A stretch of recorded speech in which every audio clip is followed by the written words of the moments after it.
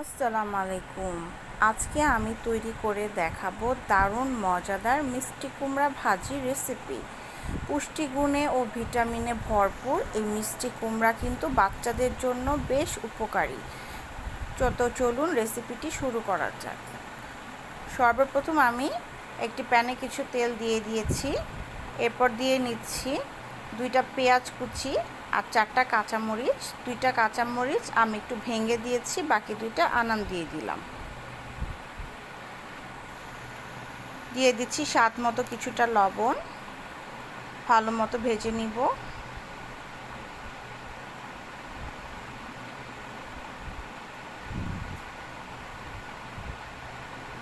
দিয়ে দিচ্ছি 1 চা চামচ আদা রসুন বাটা, এতে করে ফ্লেভারটা খুব ভালো হবে। দিয়ে দিচ্ছি 1/2 চা চামচ হলুদ গুঁড়া। মিষ্টি কুমড়া ভাজিতে একটু হলুদ গুঁড়া দেওয়ার চেষ্টা করবেন, তাহলে কালারটা খুব সুন্দর আসবে। কেটে রাখা মিষ্টি কুমড়াগুলো দিয়ে দিলাম। মিষ্টি কুমড়াগুলো আমি কেটে ধুয়ে রেখেছিলাম। এখানে আমি একটু বড় করে চাকচাক করে কেটে নিয়েছি। আপনারা চাইলে আর একটু পাতলা করেও কাটতে পারেন। ভালো করে কষিয়ে নিচ্ছি। একটু সময় নিয়ে ভাজিটা কষিয়ে নিব। তারপর মাত্র 1 কাপ পানি অ্যাড করব। মিষ্টি কুমড়া ভাজি খুব সহজেই হয়ে যায়, তাই এখানে খুব বেশি পানি দেওয়ার প্রয়োজন নেই। 1 কাপ পানি দিয়ে ভাজিটা আমি আস্তে আস্তে সিদ্ধ করে নিব। চুলার আঁচটা আমি একটু কমিয়ে রেখেছিলাম।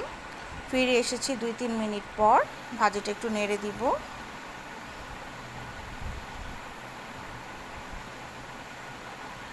একটু চেক করে নিচ্ছি, মোটামুটি হয়ে এসেছে। আর একটু হলে আমি এটা নামিয়ে নিব।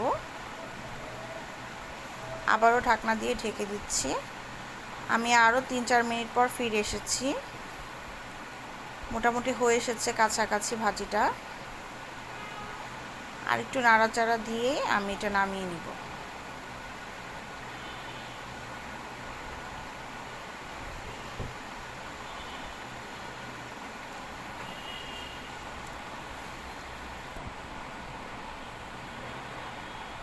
সবার লাস্টে যে টুইস্ট থাকছে সেটা হচ্ছে 1 চা চামচ চিনি দিলে এই মিষ্টি কুমড়ার স্বাদ বহুগুণে বেড়ে যাবে। আপনারা বাসায় ট্রাই করে দেখতে পারেন। এইভাবে ভাজিটা করলে খেতে অসম্ভব মজা হয়। এই তো এরই মাঝে তৈরি হয়ে গেল দারুণ মজাদার ভাজি। সবার লাস্টে কিছু ধনেপাতা কুচি অ্যাড করে নিলাম, এতে করে ফ্লেভারটা আরও সুন্দর হবে।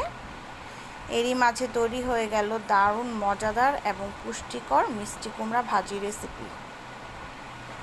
আশা করি